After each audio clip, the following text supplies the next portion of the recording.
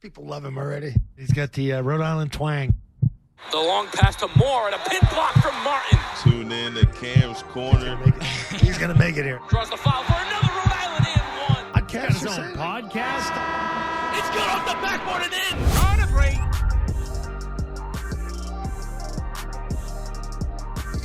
break. We are back, guys. Welcome back to another episode of Cam's Corner, episode 88, season 3, episode 20 on that milestone to 100. But today joining me, the pregame, halftime, and postgame host on the Philadelphia 76ers radio network and the TV voice of the Delaware Bluecoats, the 76ers NBA G League affiliate, Matt Murphy. Matt, happy to connect. I appreciate you for taking the time and joining me.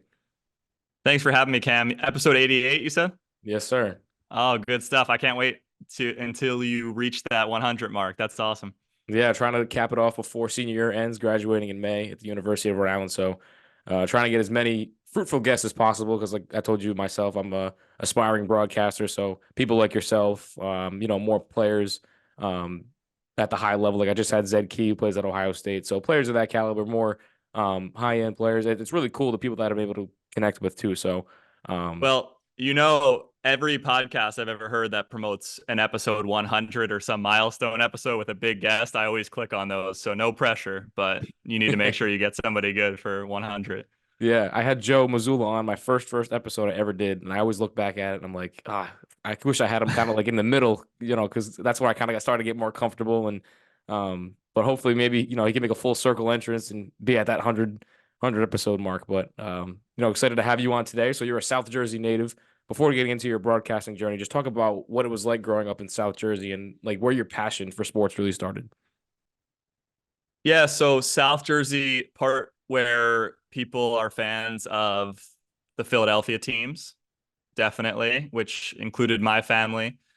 Although my dad is from New York, and a lot of my passion for sports comes from my parents. He was a college basketball coach, among other stops at Drexel University for the women's team when I was super young. And my mom was, I think we finally conceded she's the best athlete in the family. My brother and I, my dad, my mom, we all played sports, but she was a 3-sport athlete into college, Division I field hockey player. So they were my coaches a lot of the time when I was a kid playing. My brother is 3 years older, so I was following in his footsteps for a lot of my sports career as an athlete myself in youth sports and into high school, and played club baseball into college and all that. But my love for sports and now sports broadcasting really stems from growing up in a sports family, being around basketball in particular, even if it was by osmosis, as they say, from being in the gym when my dad was running a practice or watching his games and seeing the spectacle that is a basketball game at that level, and the mascots and the music and the broadcasting. So it just came naturally for me. For sure. And it's someone like me too. Like I grew up loving the sport of basketball. It's what sparked my passion for broadcasting. I was wondering if it was the same thing, but you kind of just answered that question right there. Basketball kind of drove you to broadcasting. Did you have any like idols growing up, or was it kind of more so like focusing on playing, or when did that passion for broadcasting start?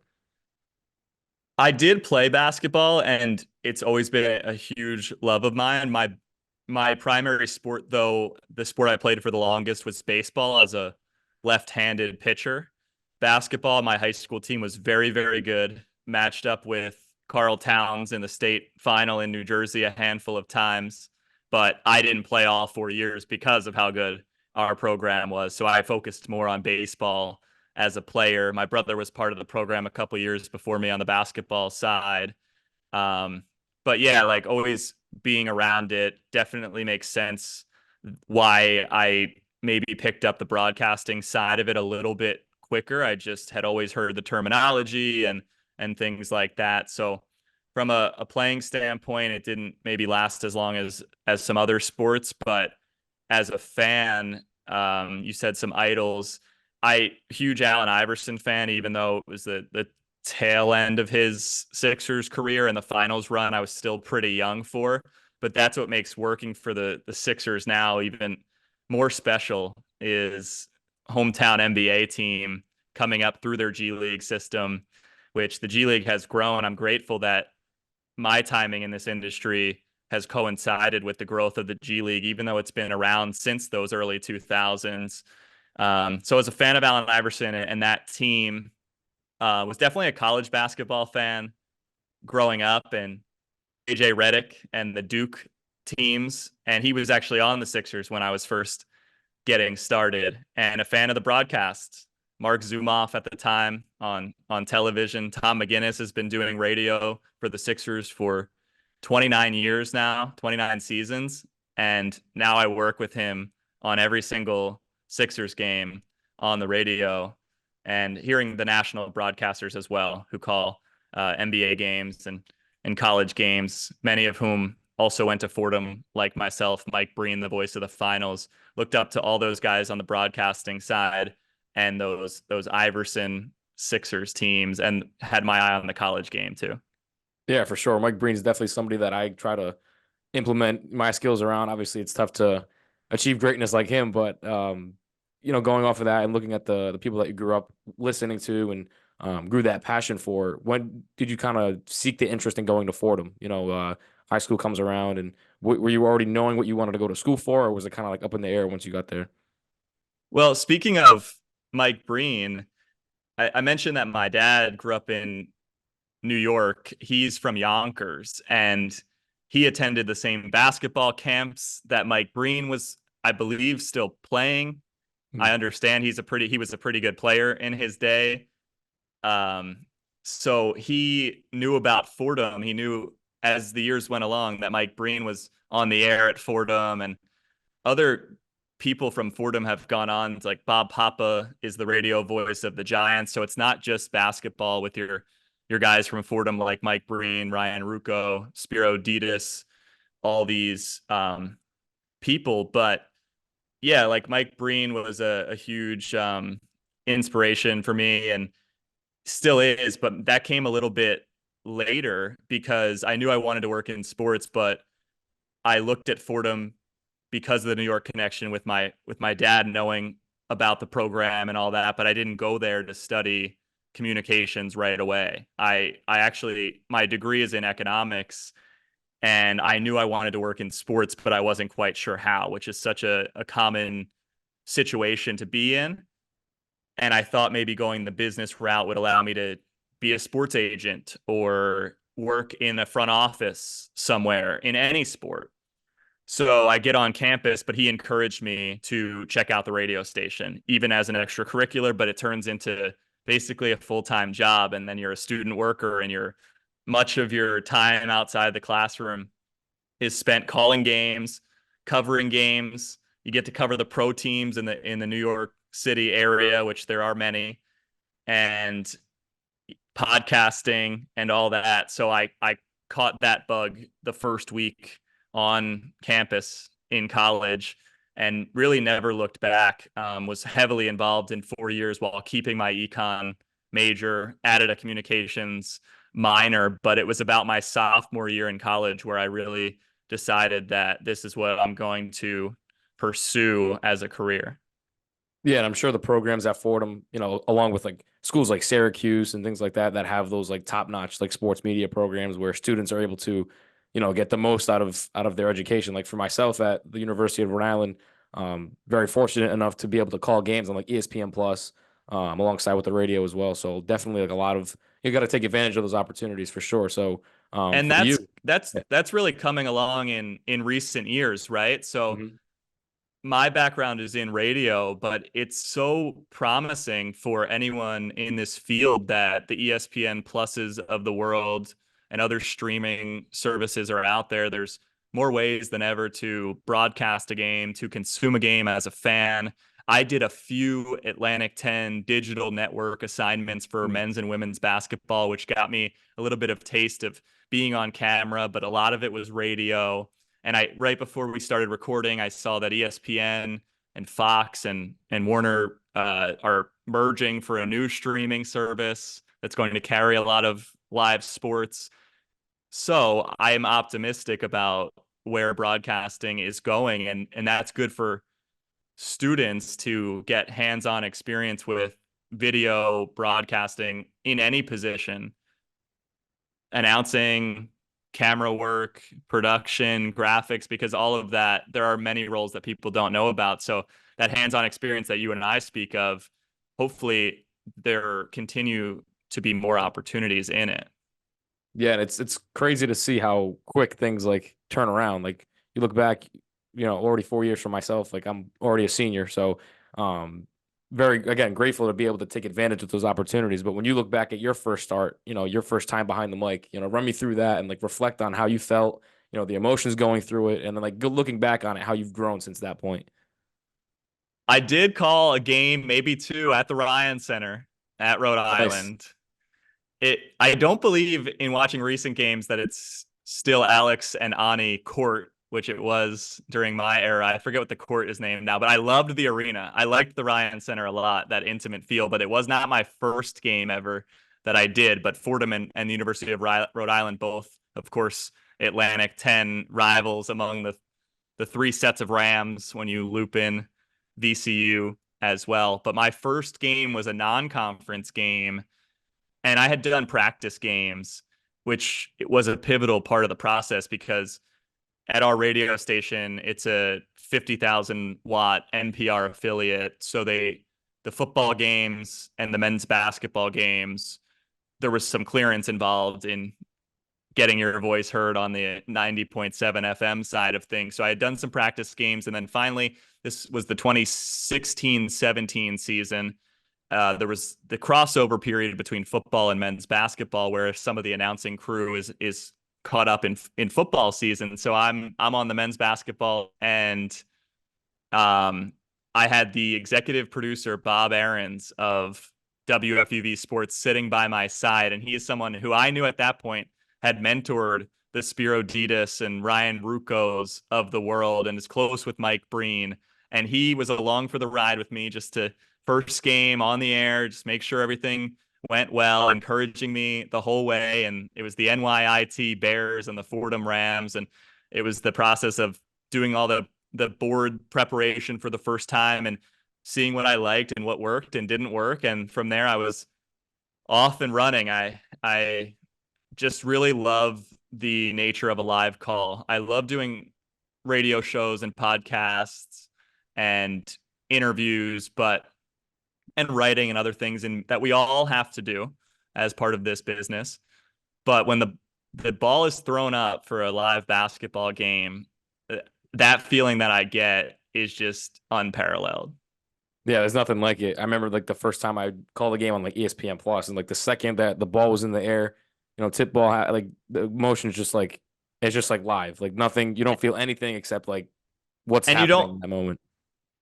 You don't know what's going to happen either. So that's the beauty of live sports, and to be on the broadcast of a sport where you don't know the outcome of the game, and to ride the wave just like a player or a coach might. It's not an exact comparison, but I think that's why a lot of ex-athletes many of them enjoy the broadcasting side of it. It's a great feeling. Sometimes you feel like you played afterwards if you're putting everything into it. And no matter what you were thinking going into the broadcast, you could be on your biggest outlet of your career, or even some of your preparation. All that helps you, but the beauty of the uncertainty, I love that part of it. I had the chance to do a game on ESPN2 for the G League playoffs, and there was a lot more moving parts than I was ever used to. I had the game open with more discussion going on in my headset as the game is getting underway, some nerves, having never been in front of the national audience before. And as soon as we got through like the game open and the game started, that all went away. And it's like every other game that you've ever called. For sure. I can definitely attest to that. I mean, not at that grand level yet, but yeah, once the open's done, for myself too, once that opens over and you're underway, it's just all the nerves go away. But for yourself, 2018, you graduate, like you said, a degree in economics and communication. That same year in September, you land your first official job, calling play-by-play for football, college football over the radio for it's Alvernia. Say that, is that right? Alvernia. Alvernia. Okay. And then that same month, you become the youngest play-by-play broadcaster in the NBA G League, of course, with the Bluecoats. Again, the first opportunity. You're still with them now, and I want to know, like, firsthand, just about these jobs, what that process is like applying for them. You know, your first job out of college is with a G League affiliate. So just talk about that a little bit. Right. So anyone who wants to work in sports, you'll hear the things like timing is everything and there's no one path, and a lot of these things are correct, if not cliches. But for me, I never had a job description posted and a exact job portal to apply for this role with the Bluecoats, which the conversation actually started before doing football at Alvernia. So I was on my way in for my first job, basically through the G League path of the Sixers G League affiliate in Delaware, while simultaneously wanting to add football as soon as I possibly could post college to get more reps, which turned out to be at Alvernia the following fall. This is where you're part of my story, where for anyone out there who is in that spot, how important your support system is during those times, because it is hard. For on-air positions, there's not always an exact job listing. For sports in general, it's highly competitive. So whoever your support system is, you'll never lean on them more than you do in the first couple of months and even years. But it could be family, it could be friends, it could be mentors. There's no one situation that is best, but you need somebody around you and some people around you to help you through those moments. And I sent an email to get the Blue Coach job with a chunk of my play-by-play work.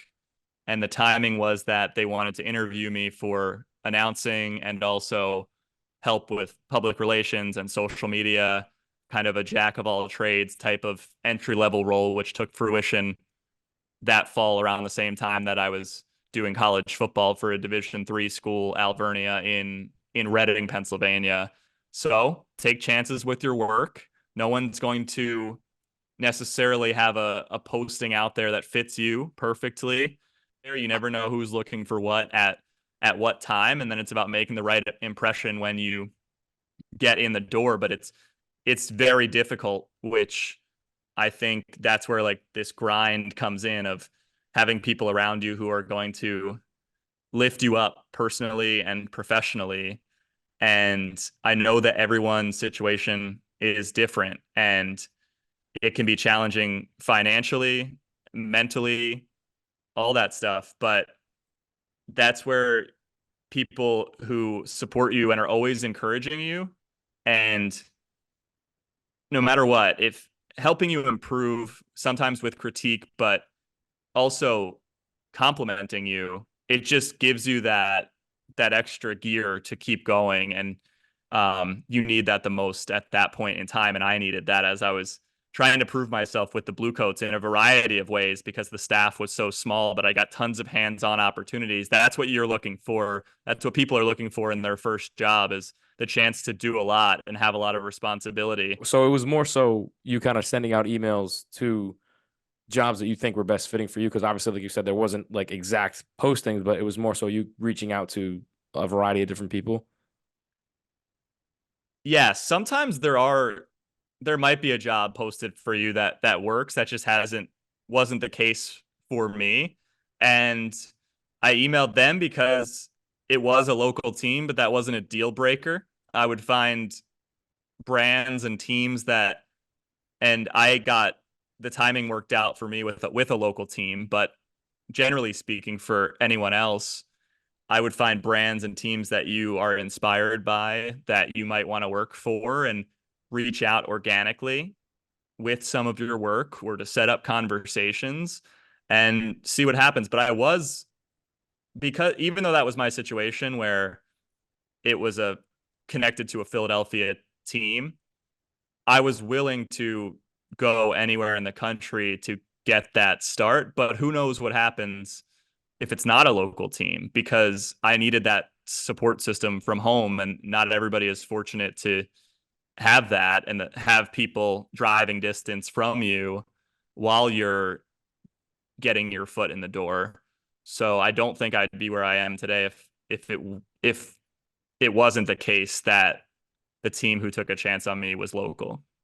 Yeah, and in the midst of all that too, again, coming right out of college, the month or the fall after, over the years reflecting and being able to finally land that job, how would you feel like you found your voice as a broadcaster with all the reps and all the experience that you had over the years? Oh, for sure. Tremendously, like it has happened like in countless ways over the years, finding my voice. It happened in college as well, through podcasting. I wasn't sure that I wanted to be on air, but you start podcasting and hearing yourself and honing the way that you speak a little bit. Never trying to sound like someone else or sound like someone who's not yourself, but figuring out how to speak conversationally and considering the listener is something they say at Fordham. So this is stuff I took from Fordham into the workforce. Marty Glickman, the famous New York announcer, his saying was always consider the listener and what the listener needs, whether that's the score and the time or what information they need or what terminology they need for certain parts of the basketball court or the football field. I kind of took that mindset into finding my voice on a professional team. But the big difference for me is that I was going from radio to a lot of television and video streaming calls, which was minimizing my words a little bit and being less descriptive, but finding my voice as a TV announcer, which was a little bit of an adjustment outside of the few Atlantic 10 digital games I got to do in college. I think doing football at the same time helped me find my voice too, because calling football on the radio when there's 200 players and figuring out prep processes for that, kind of doing that first year of post-grad football and the first year of G League basketball on TV, both of those things simultaneously, and keeping the lessons from Fordham in the back of your mind about who's your audience, who are you talking to, and being yourself. There's another thing that Fordham people talk about, and it comes from Vin Scully via Red Barber. Vin Scully is another Fordham person, and it's that the only thing you can bring into the booth that no one else has is yourself. So figuring out how to be yourself, come across as likable and personable, and being prepared allows you to be confident and relaxed. And that's finalizing my preparation process in the first year or two out gave me the confidence to be conversational on the air, because if you're well prepared and you have everything you need, it frees you up to be easygoing on the air. So it was really that adjustment from radio to TV and in the process of finding my voice. Yeah, most definitely. And one of my professors says that know 10 times the amount of what you're going to say. Like, besides if you're doing broadcast, if you're public speaking, whatever the case is, just know 10 times the amount of information that you're going to be presenting. And again, doing the prep work and not only having rosters and recent trends memorized, but again, being able to have that conversation without having to look down, just being able to have it like a natural conversation. So it's more appealing to the audience. So can definitely attest to that too. And then, like, the switch from TV to radio. If I'm not on ESPN, I'm on the radio. So that's kind of like where I'm trying to figure out. And I think I've done a decent job of it this year, particularly like being able to switch, like knowing how to change the radio voice to like the TV voice. I think my time at Fordham, it allowed me to learn the basics. I know I've talked about Fordham a lot, but this could be for anybody calling games, getting started. It's just my version of that. Like, wherever you are, all you need with technology is a phone. It used to be a tape recorder, but when you're learning the basics of broadcasting, which for me was during that portion of my career, then you take that and you bring it to the TV side, where again, always consider your listeners. Like Marty Glickman said, And on TV, it was about storytelling. So I have the basics down. Now everybody can see it. How do I effectively become a TV storyteller? Because on the radio, you can get by with just the basics of the game, the players, the participants in this event. That fills a lot of airtime, and the description fills a lot of airtime. But on TV, mastering this art, and no one ever masters it. I mean, the great ones get close, or maybe they do, but trying to have a perfect TV broadcast and fit those stories in where they're supposed to be, I've really embraced that type of challenge. And definitely. And again, still with the Bluecoats to this day, you do the 76ers pregame, halftime, postgame shows on the radio, along with being the senior broadcasting and content coordinator with the 76ers. So just kind of run me through your debut. So October 30th of 2021, you filled in for the Sixers versus Hawks on the radio. So your first time calling an NBA game over the radio, just, the build up to that game, the emotions and everything you were thinking that day.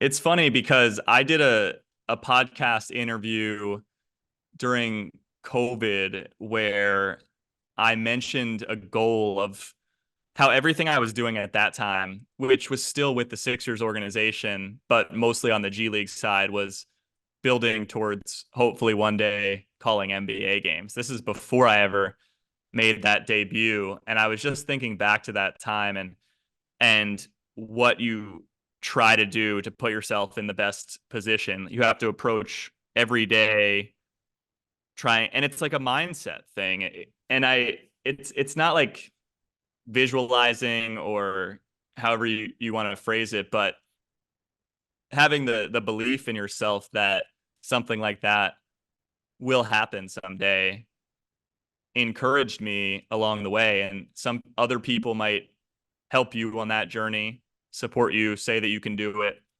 but you have to believe that you can do it as well. So I remember talking about it in a setting like this, and to realize that I don't know, everyone's different. Some people write their goals down. Some people just keep a mental note of where they'd like to be someday.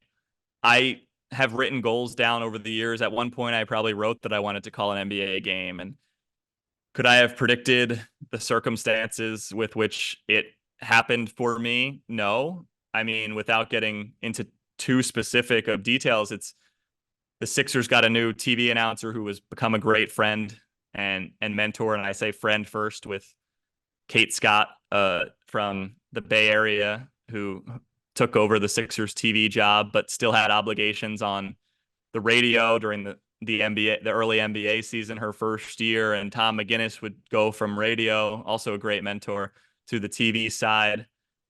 And that allowed me to slide in and fill in on radio a couple times that first fall that Kate was in Philadelphia. So that's how I made my debut at the end of October 2021. But I felt prepared for it, and it was something that I had thought about. And you can't let it distract from your day to day.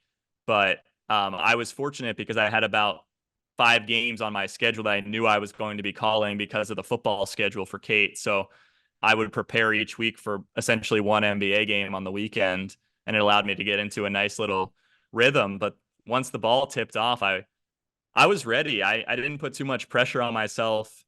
It was really cool. The moment of making my NBA debut was a dream come true, because the Sixers are the team that I grew up watching. My older brother, my only sibling, was a ball boy for one game in 2003. And Allen Iverson was on the Sixers getting MVP chance at the line. Fast forward to 2021, the Sixers broadcasters sit in about 20 rows up in the same arena, where the same setting where I was a fan first. And I had my brother and my parents in the row directly behind me in 2021, while Joel Embiid is getting MVP chance at the line, and I'm calling the game on the radio. So it was a full circle moment, something I'll never forget, and a lot of self-belief and, relationships and supporters in my inner orbit helped make it happen. Yeah, and 6 years now, already dating back to 2018. It's crazy how fast time flies, but probably along like the same lines as that. Like your welcome to the NBA moment. I like to ask players, the short amount of NBA players that I've been able to talk to, and like college athletes as well, like their welcome to the league moment where they kind of realize like that they're in the big league. So for you, just what was that moment like? And if it was that one, just kind of describe a little bit more, like the situation. Welcome to the NBA. I mean, any of the names that are on the court at any one given time. That's the cool part, because a lot of prep work goes into play-by-play broadcasting, but for the NBA, where there's 8, 10, 12 players on each team in the rotation on a given night, sports fans, people who, even casual fans, know a lot of these players by face and by name. My first game was calling it against Trae Young and the Atlanta Hawks. So you're not studying maybe the people as much, because you know their names, you know their colleges, you know their roles in a lot of respects. So I guess every matchup, like the first season where I was filling in on NBA games, was sort of a welcome to the NBA moment. But pinpointing a specific thing, when I was in the G League, I still think you can get that welcome to the pro game moment. And this is a story about how you never know who's watching or who's listening.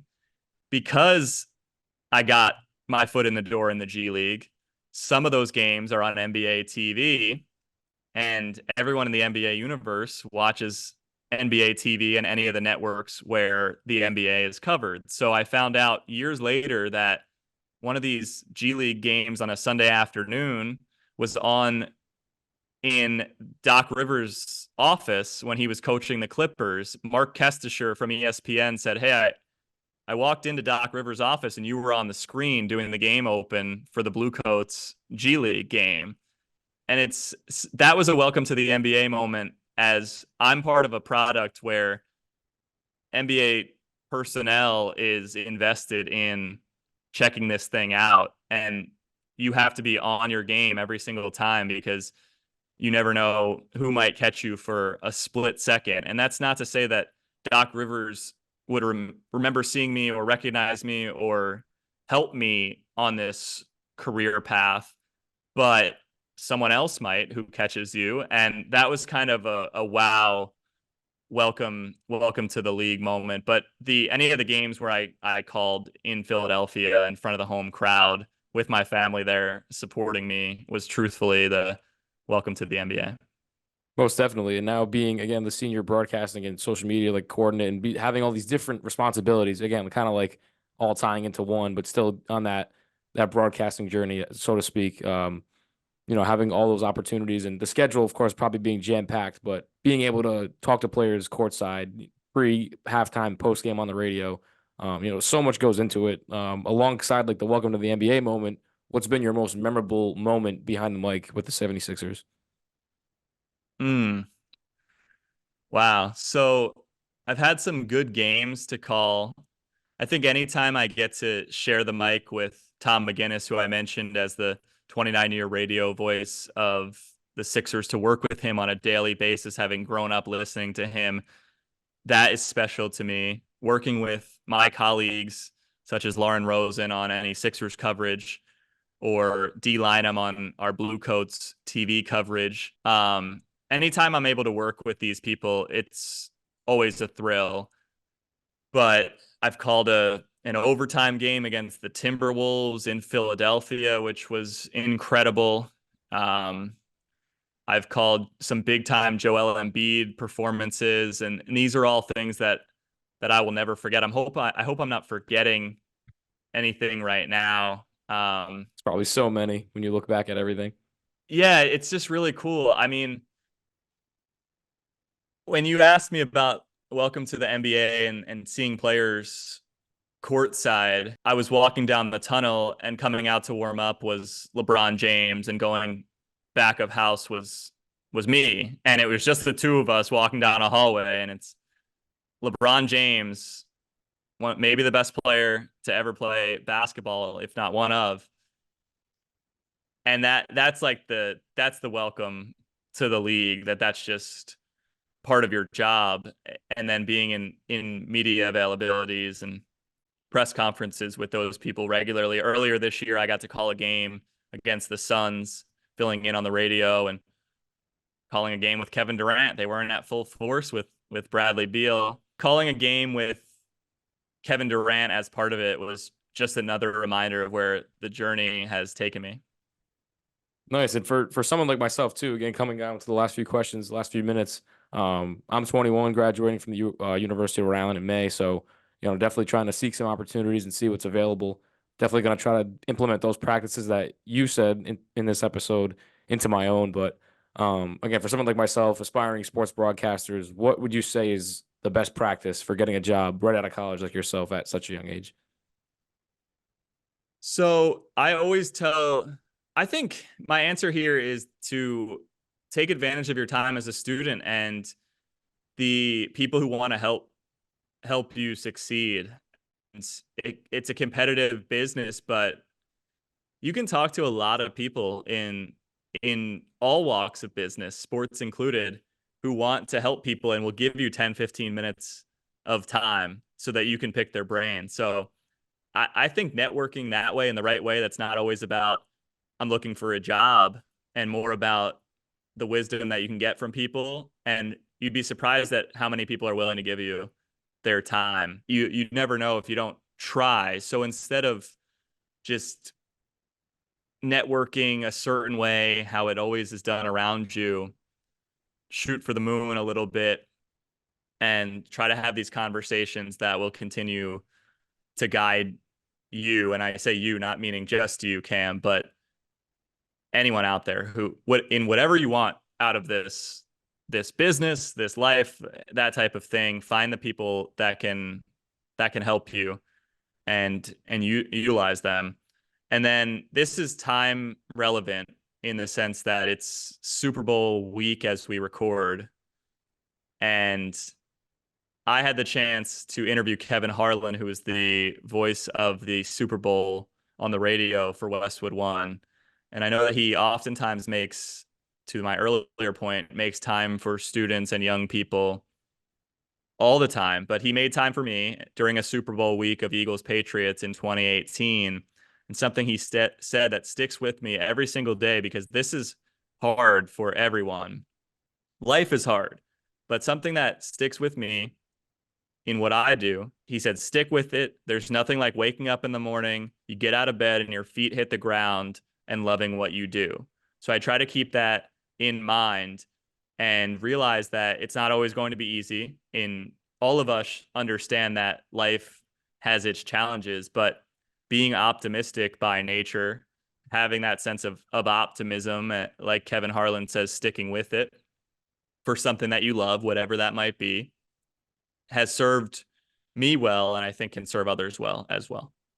For sure. And when I interned at 98.5 The Sports Hub in Boston, first ever internship was with the radio station. And the year, or the NBA year after that, I was in my first year at the University of Rhode Island, and I went to a Celtics-Knicks game because I'm a big Knicks fan, and I saw Sean Grandy, who's the radio play-by-play voice for the Celtics, and I had him on my podcast, and I never met him face-to-face. So I went up to him, shook his hand, and he evidently was talking to Kevin Harlan because it was like a TNT game or whatever game it was, like nationally televised on. Him and Reggie Miller were calling the game, and he was talking to Sean, and I went up, introduced myself to Sean, and I'm like, oh my God, like Sean, Kevin Harlan is right there. So I reached out, shook his hand, and told him what I did, and he was like same thing that you just said, stick with it and don't stop. So that moment will always resonate with me, and I'll always think about that, going forward in my career as well.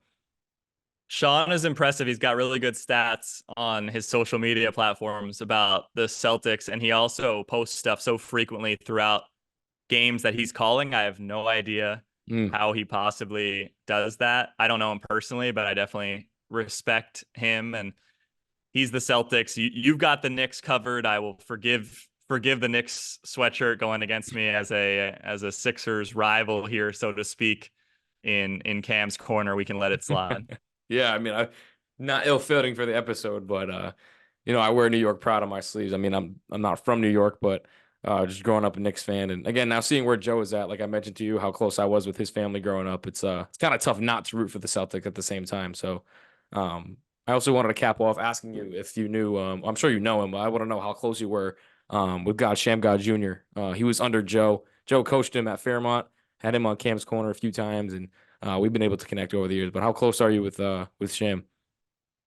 I wish I was closer. I would love to interview him more. The assistant coaches are becoming more and more a part of our Bluecoats Sixers G League broadcasts. So I'm sure my interactions with Sham will increase, but he's part of a historic Bluecoats team that won the championship. They can never take that away from him. And Kobe Carl, the head coach, got promoted to the Sixers staff for Nick Nurse, but much of the Bluecoats staff remains the same, including Sham, and they're doing a great job. There's just been a pattern of success with the Sixers G League program, so it's been a lot of fun to be around him on a regular basis. Yeah, super cool person to talk to and dig deep into his career and how it went from playing to now coaching and how much Joe's influenced him as well. So Matt, again, just wanted to appreciate and thank you for hopping on Cam's Corner. And the $1 million question I ask everybody before capping off is, what'd you think of Cam's Corner? Despite the Knicks hoodie, what'd you think of Cam's Corner? I had a great time. Thank you for having me on. I look forward to seeing who guest number 100 is, and I will click on it and listen no matter what, because I will follow the show. And anytime there's a milestone episode of anything, I'm in. But nope, that's not to put pressure on you, but we'll see what you deliver. For sure, Matt. Again, thank you so much. I know the schedule is super busy. Episode 88, episode 20 of season 3. So we're getting the ball rolling, almost at that capstone of 100. Recording this on Wednesday, so you guys will see this out on Friday. Everybody make sure to go follow Matt Murphy on all social medias. I'll have that down in the description. And Matt, anything you want to close off with saying before we cap off the episode? No, I'm good. Just thanks again for having me. I really enjoyed it. I look forward to staying in touch with you and anyone who reaches out. And my social media handle is Matt_Murphy04. I mentioned JJ Redick earlier. The 4, when I was making these handles, came from Duke era JJ Redick, because my name is so common that I had to throw something else in there. So that's where that comes from. But yeah, I look forward to keeping in touch and following the show and following your career and getting back to anybody who might reach out. Awesome, Matt. Thank you again. Make sure to follow Matt and keep following Cam's Corner on all social media, and we'll see you guys in the next episode. On a break.